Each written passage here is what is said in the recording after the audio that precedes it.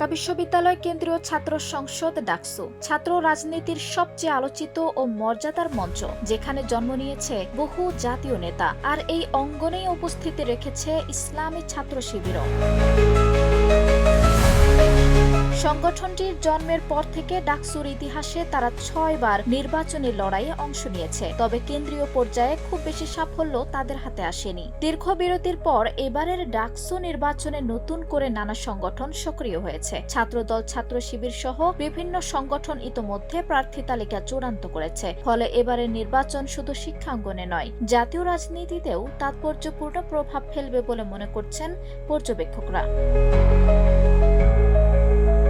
অতীতের ইতিহাস ঘেটে জানা যায় ১৯৭৯ সাল থেকে শুরু করে ১৯৮০, ১৯৮১, ১৯৮২, ১৯৮৯ এবং ১৯৯০ সালের ডাকসু নির্বাচনে শিবিরের প্রার্থীরা প্রতিদ্বন্দ্বিতা করেছিলেন। ১৯৮০ সালে তাহের কাদের পরিষদ নামে একটি পূর্ণাঙ্গ প্যানেল গঠন করে শিবির। ১৯৮১ সালের নির্বাচনে তাদের একজন কেন্দ্রীয় কমিটির সদস্য নির্বাচিত হন। ১৯৮২ সালে এনামুল হক মঞ্জু ও আব্দুল কাদের বাচ্চু ভিপি ও জিএস পদে লড়াই করেন। এ সময় তাদের এক নির্বাচনী মিছিলে গ্রেনেড হামলার ঘটনা ঘটে। ১৯৮৯ সালে শামসু আমিন পরিষদ নামে প্যানেল গঠন করে ভিপি ও জিএস পদে প্রতিদ্বন্দ্বিতা করে শিবির।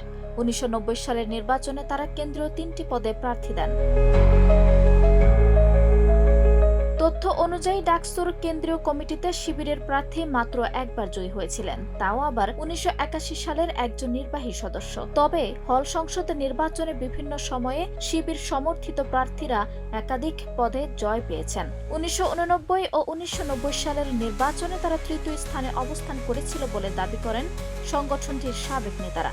২০১৯ সালের ডাকসু নির্বাচনে শিবির অংশ নেয়নি, তবে তাদের কিছু প্রার্থী হলে প্রতিদ্বন্দ্বিতা করে জয়ী হয়েছিলেন বলে জানা যায়। আঞ্জুম হক আরবি, প্রজন্ম ২৪।